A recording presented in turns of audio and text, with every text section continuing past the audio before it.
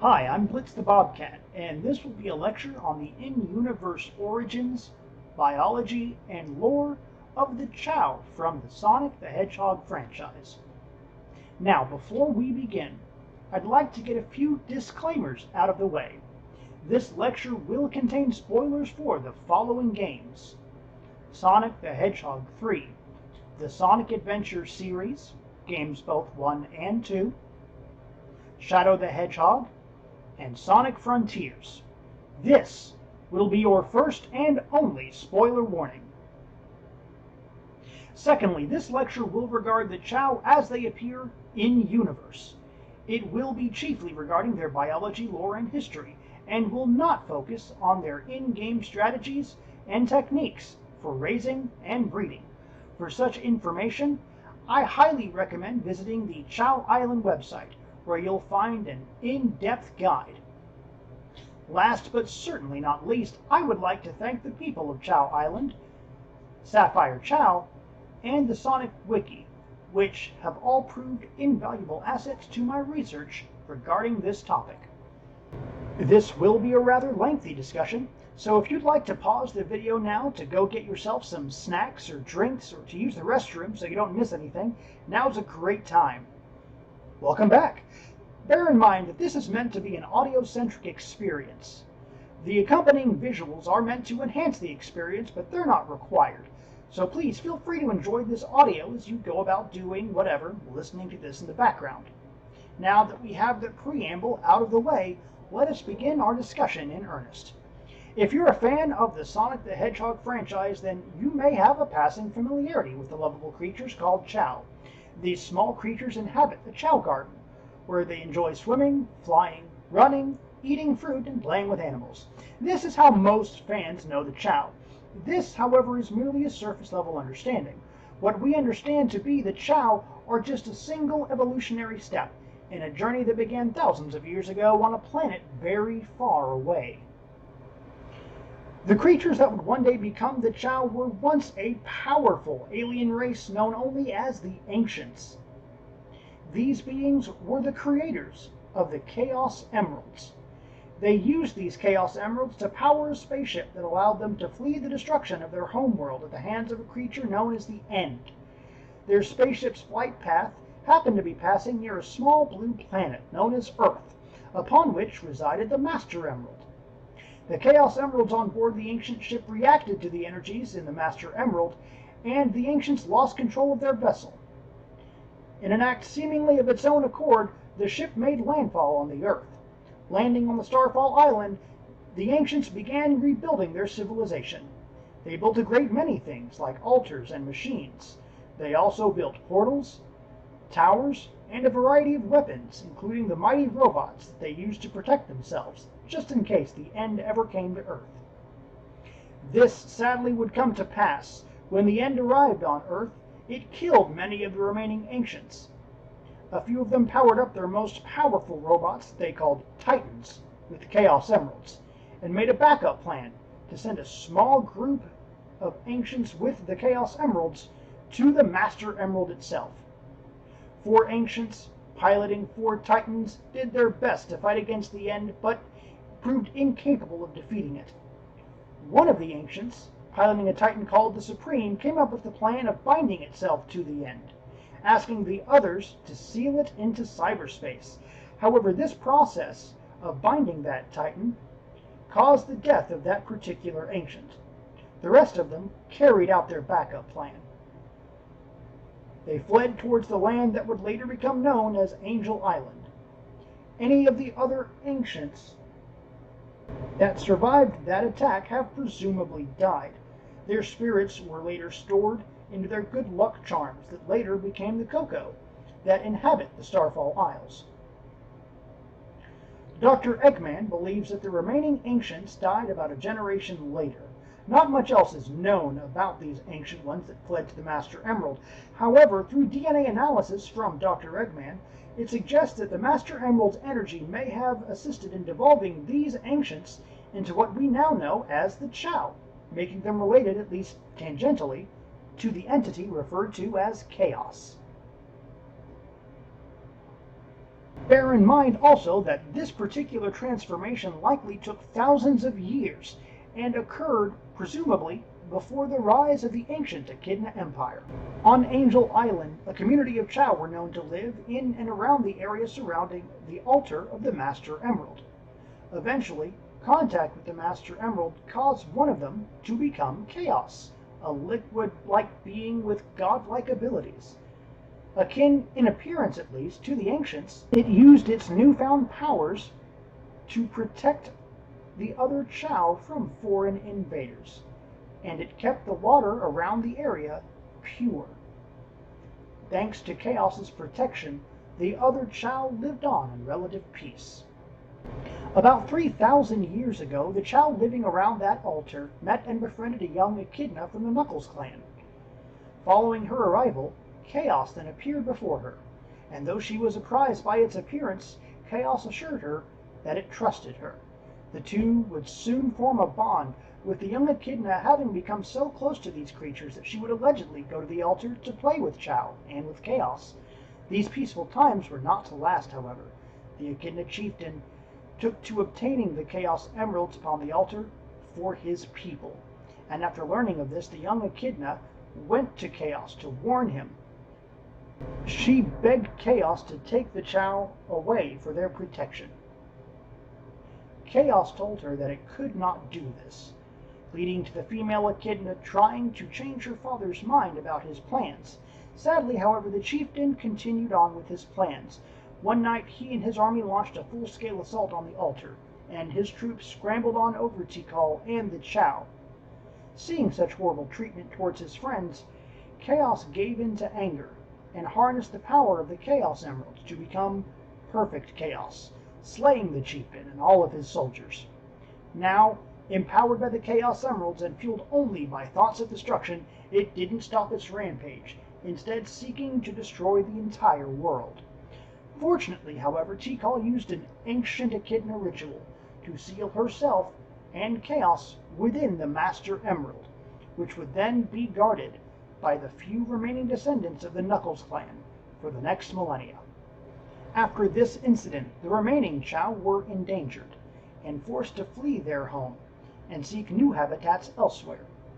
Some were able to survive and had new artificial habitats built for them by humans. These habitats would eventually become what we now know as Chao Gardens. While there is not a defined appearance for the Chao, most of them share a variety of features. They are small creatures about the size of wisps with round bodies. In general, they tend to have round water drop-like heads with large eyes, no noses, round torsos that are a bit smaller than their heads, smooth feet with no legs, and arms with no hands. Neither their arms nor their feet possess digits. They also have short tails, small wings, and a small floating orb above their heads. It has been noted that as they grow up, they do not show many differences compared to their younger life stages. Like humans and other living things, Chao are highly social, sapient creatures, having a very flexible facial expression and possessing self-awareness. Their behavior is comparable to that of a human infant, and they feed mostly on fruit. Chao live in certain areas of the world called Chao Gardens. These artificial habitats feature clean, shallow, freshwater pools for them to swim and drink from, and often feature the palm trees that bear the fruit that they enjoy. However, it has been observed that they can live in other environments so long as they have access to fresh water. Conversely, they tend to dislike dry places like deserts and industrial centers as well, and while they are said to travel in small packs, they tend to dislike overcrowding. Chao can develop a variety of attributes, including physical strength, speed, the abilities of flight, and the ability to swim through the absorption of various animals and machines known as Chao drives. These developments can slowly alter the Chao personality and appearance. Biologically speaking, all Chao are without gender, at least as we understand it. They also appear to be oviparous, being hatched from eggs. Despite their apparent lack of gender, however, they are capable of reproduction. When ready to mate, flowers will bloom around where they stand, and if they should happen to encounter another Chao in a similar state, a brief mating dance occurs and an egg is produced. It should be noted, however, that certain fruit can also induce this state in Chao. As they grow into their adult stage, Chao do not change too drastically in terms of raw size. When enough time has passed, they will build a cocoon around themselves and develop into a more mature life form. And much like other living things, they do have a set lifespan and will eventually die. However, if the caretakers have formed a bond with them, they will begin a process referred to as reincarnation, where they will build a different, pink-colored cocoon and be reborn in a new egg in a childlike state. However, without this bond, the Chao will build a gray cocoon, and its body will then dissipate permanently. Chao also seem to be capable of understanding and holding their own ideas of morality and good and evil. Depending upon the bond they form with their caretaker, it will likely take on a similar moral compass. Besides these moralities, a special kind of Chao called a Chaos Chao can also develop. This occurs once a Chao has undergone at least 2 cycles of reincarnation, after which it absorbs at least one of every animal available, and none of its attributes are outstanding among the others. Besides looking rather different from a normal Chao, a Chaos Chao is immortal, becoming immune to the ravages of time and age. This, however, comes with the curse of infertility, as these Chao are unable to reproduce any longer. It should also be noted that it's not well understood how much of this biology is inherent to its alien ancestry, and how much of it is a byproduct of its adaptation and evolution after living for thousands of years on Earth and around the Master Emerald.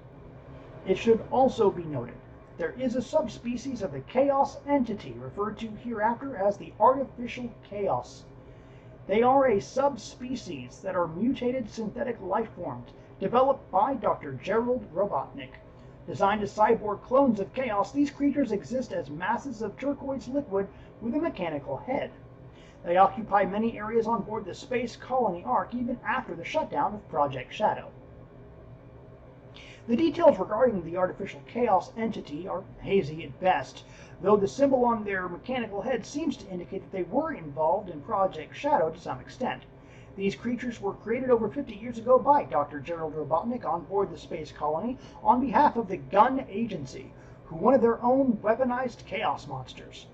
The byproduct of these experiments yielded the Artificial Chaos, who were based on an ancient Echidna god, according to Marie Robotnik. In time, the Artificial Chaos were used as the subjects of various experimental research projects.